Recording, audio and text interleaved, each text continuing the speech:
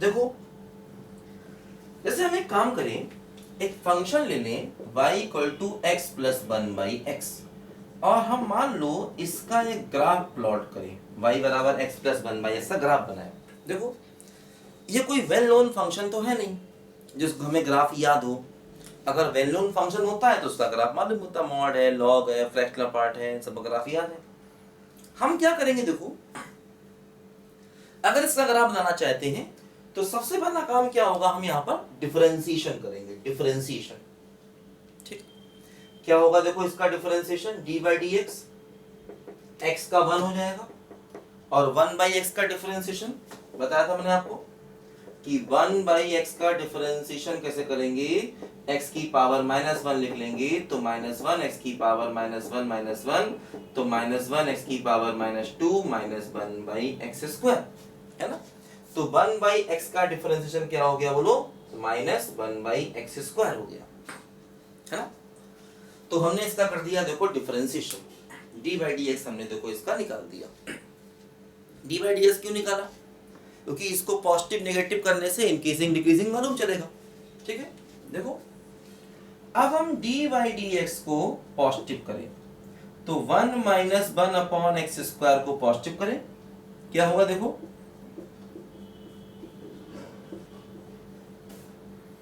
LCM ले लिया, देखो ऊपर फैक्टर्स करो, x minus one, x plus one upon x square greater than zero. देखो ध्यान दो, जैसे ये जो फंक्शन है एक्चुअली इसमें x जीरो नहीं होगा, क्योंकि अगर x जीरो हुआ तो ये डिफाइन नहीं होगा। तो मतलब x बराबर जीरो पर ये फंक्शन डिफाइन नहीं है, इसलिए x जीरो नहीं होगा। देखो ध्यान दो, जैसे देखो ये एक्स स्क्वायर है, एक्स स्क्वायर ऑलवेज पॉजिटिव होता है ना, और x जीरो नहीं है तो इसलिए इसके जीरो होने का चांस भी नहीं है, तो इसीलिए इसको हम क्रॉस मल्टीप्लाई कर सकते हैं। देखो अगर हम इसे क्रॉस मल्टीप्लाई करें तो x minus one, x plus one greater than zero होगा, है ना, क्योंकि एक्स स्क्वायर पॉजिटिव होता है तो इसे क्रॉस मल्टीप्लाई किया जा सकता है, कोई समस्या नहीं, और x जीरो भी नहीं है, ध्यान दो। अब अगर हम इसमें वेविकर मेथड लगाएं तो x की वैल्यू वन और माइनस वन, पॉजिटिव नेगेटिव और पॉजिटिव, तो देखो क्या हुआ, पूरा टर्म पॉजिटिव चाहिए। तो इसका मतलब देखो D by D x positive क्यों किया, इंक्रीजिंग को चेक करने के लिए, है ना। D by D x positive क्यों किया, इंक्रीजिंग को चेक करने। देखो इंक्रीजिंग अगर हम करेंगे तो क्या होगा, देखो पॉजिटिव चाहिए तो माइनस इंफिनिटी से माइनस वन और यूनियन वन से इंफिनिटी। देखो इस इंटरवल में ये फंक्शन इंक्रीजिंग आया, है ना, इस इंटरवल में देखो ये फंक्शन इंक्रीजिंग आया। अच्छा इसी प्रकार देखो अगर हम डिक्रीजिंग की बात करेंगे तो क्या होगा, डिक्रीजिंग के लिए देखो हमें डी बाई डी एक्स को निगेटिव करना होगा, और उस केस में जो हमारा इंटरवल आएगा देखो वो ये वाला आएगा, क्योंकि यहाँ पर पॉजिटिव किया था, यहाँ निगेटिव करेंगे तो निगेटिव सब कुछ ऐसे करेंगे, सब कुछ ऐसे करेंगे, बस लास्ट में यहाँ पर लेस देन जीरो लेना होगा, बात वही है। तो देखो ये आ जाएगा, लेकिन ध्यान दो इसमें से जीरो निकालना पड़ेगा, मतलब पूरा इंटरवल डिक्रीजिंग का नहीं लिख सकते हैं। अब देखो जैसे ये एप्लीकेशन ऑफ डेरिवेटिव का भी एक इंपॉर्टेंट सवाल हम कर रहे हैं, आगे चल के एप्लीकेशन ऑफ डेरिवेटिव्स में ये सवाल भी आएगा, तभी मैंने कहा ना कि फंक्शन, ये मत समझो आप एक टॉपिक पढ़ रहे हैं, इसमें करीब करीब 40-50 घंटे की मेरी टीचिंग है, आप समझ लीजिए। तो लेकिन मतलब 40-50 घंटे के इसमें वीडियोस हैं, लेकिन वो एक टॉपिक नहीं है, वो कम से कम 25-30% पूरे मैथ्स का सिलेबस है, आप ये समझिए।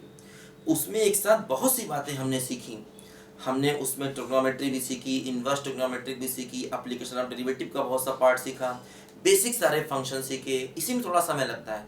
अब आगे मैथ्स में आपको ज़्यादा दिक्कत नहीं होगी, आगे जितना मैथ्स पढ़ेंगे बहुत आसान है हमारे लिए, क्योंकि बेसिक हमें आ गया है, ये बस समझिए आप अच्छे से, ठीक है।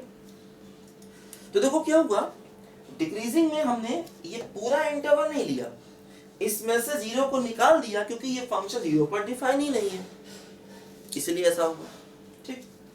अब देखो एक बात और समझो, जैसे मैंने आपको हो सकता पहले ही बताया हो कभी, जैसे ये जो y बराबर वन बाई एक्स फंक्शन होता है, देखो इसका ग्राफ कुछ ऐसे करके होता है इस फंक्शन का, है ना, इसको रेसिप्रोकल फंक्शन कहते हैं, y बराबर वन बाई एक्स, है ना, इसको कहते हैं रेसिप्रोकल फंक्शन y बराबर वन बाई एक्स, ठीक है।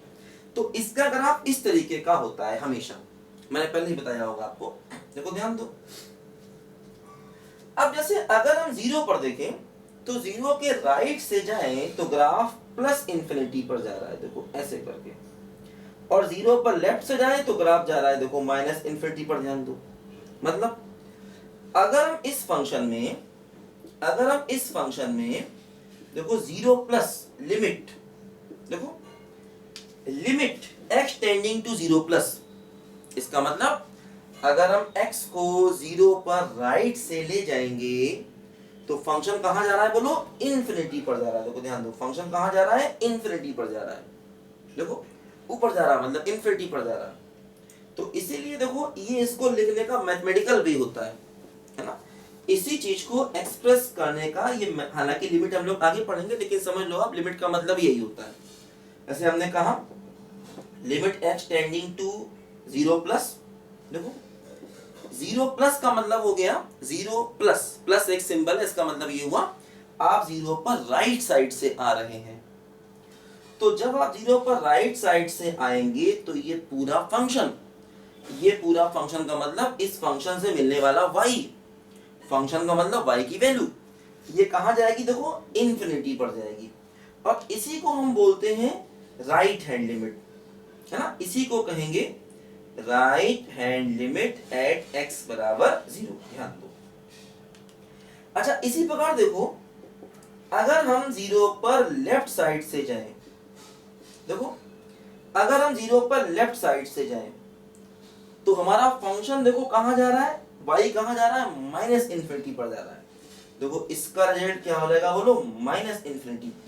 इसी को कहेंगे left hand limit at x बराबर 0, इसी को बोलते हैं 0 पर लेफ्ट हैंड लिमिट का वैल्यू, है ना। तो जब हम 0 पर राइट से जाते हैं तो ये फंक्शन इंफिनिटी पर जाता है, और जब हम 0 पर लेफ्ट से जाते हैं तो ये फंक्शन माइनस इंफिनिटी पर जाता है। देखो यहां से जो y दिख रहा है, y ये माइनस इंफिनिटी पर जाएगा, इसी को राइट हैंड और लेफ्ट हैंड लिमिट भी कहते हैं, है ना।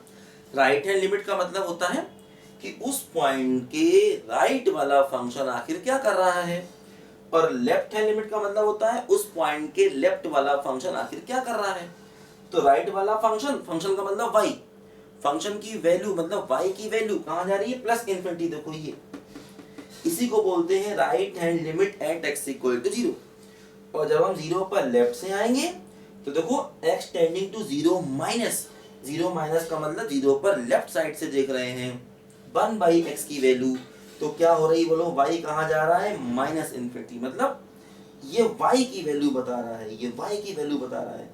इसी को बोलते हैं left hand limit at x equal to 0। ध्यान दो, तो ये बात हमें याद रखनी है y बराबर 1/x के केस में, ये बात आगे जब हम लिमिट पढ़ेंगे तो वहां फिर हमारे काम आएगी।